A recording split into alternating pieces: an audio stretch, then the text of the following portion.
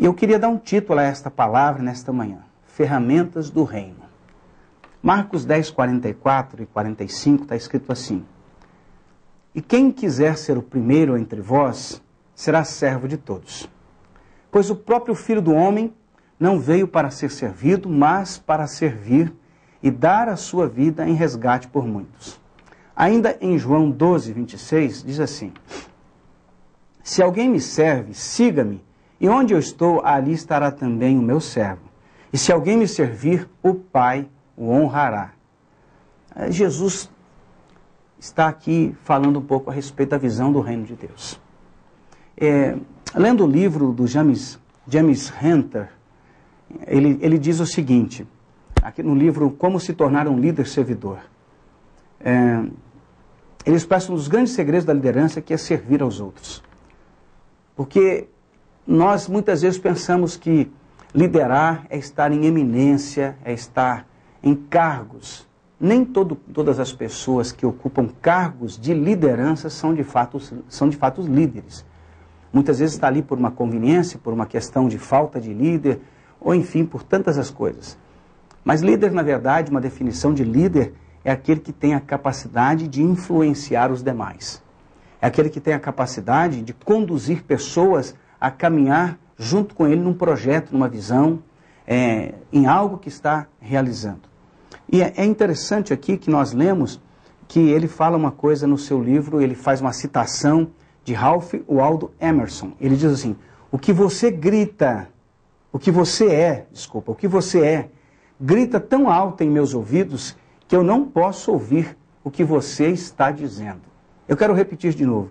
Ele diz: o que você é, grita tão alto em meus ouvidos que não posso ouvir o que você está dizendo.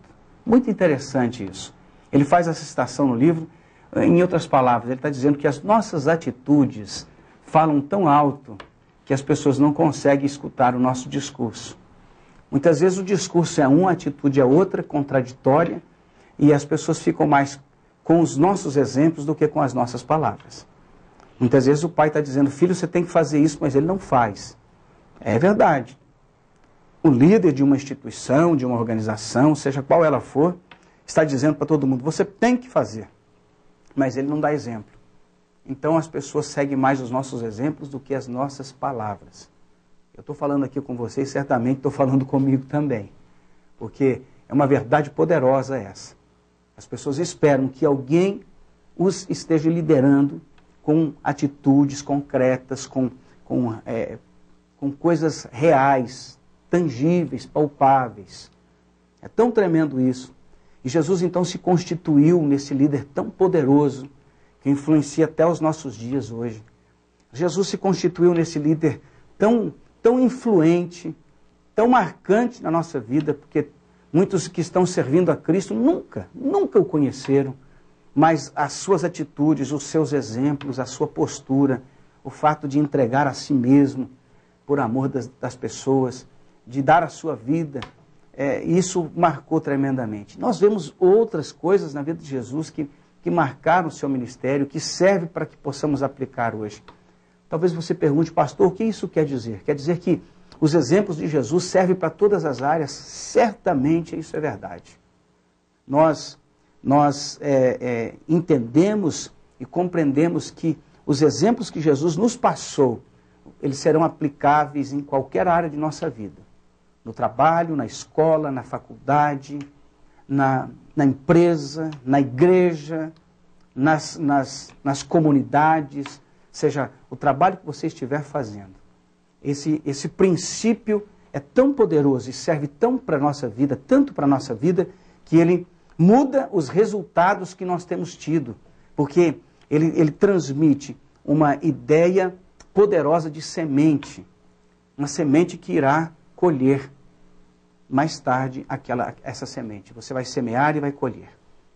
Uma coisa importante a respeito de liderança. Talvez você pergunte: por que você está meditando isso hoje, pastor, sobre liderança? Porque, na verdade, nós precisamos compreender o Evangelho, que o Evangelho é o poder de Deus para transformar a humanidade, mas ele só será entendido pelas pessoas quando encontrar líderes que estão dispostos a viver o Evangelho de uma maneira poderosa. Veja isso, Que coisa tremenda. O desenvolvimento da liderança e a construção do caráter são a mesma coisa. Ambos exigem mudanças profundas. Se eu quiser, na verdade, viver uma vida de influência, eu tenho que tratar o meu caráter. E uma das coisas do caráter que mais impede a liderança é a nossa falta de humildade. É a arrogância, a presunção. Que muitas pessoas ficam esperando que nós tenhamos atitudes de humildade, de mansidão, de perdão. É evidente que você e eu vamos errar no transcorrer da nossa vida, mas podemos caminhar de uma maneira em que as pessoas possam ver em nós a experiência do dia a dia, da mudança, do nosso caráter, da nossa postura.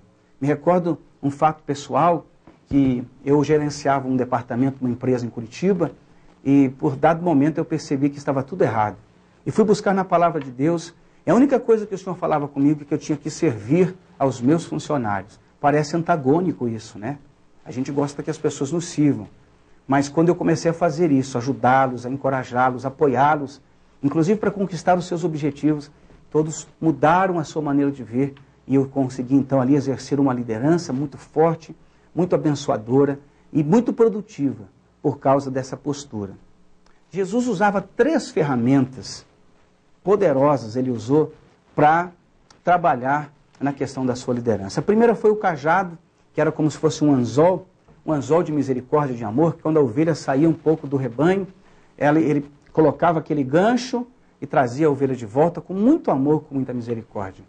Ou seja, no Evangelho, na vida da gente, a gente tem que estar sempre resgatando pessoas, amigos, companheiros, colegas, pessoas que estão sofrendo. Nós temos que usar da misericórdia para alcançá-los e trazê-los para perto da gente, para perto de Deus, para que eles possam desfrutar de uma mudança pessoal. Outro instrumento que Jesus usou, muito poderoso, foi o chicote. Esse ele usou para exortar dentro do templo, dizendo que vocês estão fazendo aqui? Porque a casa do meu pai não é a casa para mercadores, mas a casa do meu pai é conhecida como casa de oração para todos os povos. Então a palavra de Deus diz que a igreja deve ser focada nisso. Misericórdia, oração, buscar a presença de Deus. E não um lugar de mercado, de venda, de troca, como muitas vezes está acontecendo por aí afora. E uma outra ferramenta que Jesus usa é a bacia e a toalha, onde ele vai fazer aquele momento tremendo. Eu quero ler aqui João 13, 12, diz assim: depois que de lhes ter lavado os pés, tomou as vestes e voltando à mesa perguntou-lhes: compreendeis o que vos fiz? Vós me chamais mestre e senhor e dizeis bem, porque eu sou. Ora, se eu sendo o senhor e mestre vos laveis os pés, também vós deveis lavar os pés uns dos outros, porque eu vos dei o exemplo, para que, como eu vos fiz, façais vós também. Jesus está dizendo: não estou pedindo uma coisa para vocês que vocês não me viram fazer. Seja humilde, porque não tem como lavar o pé de ninguém sem se ajoelhar, sem se agachar. O exemplo da humildade, do serviço. Eu vim para servir e não para ser servido, disse Jesus, de uma maneira muito poderosa. A Bíblia relata isso, lá em Marcos está escrito que o Mestre, o Senhor, ele veio para servir e não para ser servido. É uma marca do ministério de Jesus, servir. O serviço vai influenciar poderosamente a sua vida, a sua família, o seu trabalho, a sua empresa, enfim. O servir vai mudar os relacionamentos, vai mudar as circunstâncias perto de você. A sociedade, a escola, onde você estiver. Se nós colocarmos o nosso coração como servo, Deus irá nos usar para mudar a vida de outras pessoas. Seja você um transformador de vidas. Seja você uma pessoa que ajuda a mudar a história de outras pessoas. Deus está lhe chamando para isso, querido telespectador. Você pode mudar na sua casa e vai mudar o resultado na sua vida. Bacia e toalha indica humildade. Eu quero orar ao Senhor agora e pedir que Ele abençoe a sua vida. Pai, em nome de Jesus eu oro e peço que o Senhor venha nos abençoar nesta manhã. Que o meu telespectador, que a sua família, que a sua vida seja transformada. Mas que o Senhor comece por nós, pelas nossas vidas, em nome de Jesus. Abençoe cada um mesmo, Pai, com uma atitude de humildade, pedindo perdão, prestando serviço indo um pouco mais além, andando a segunda milha, fazendo a diferença em nome de Jesus. Amém.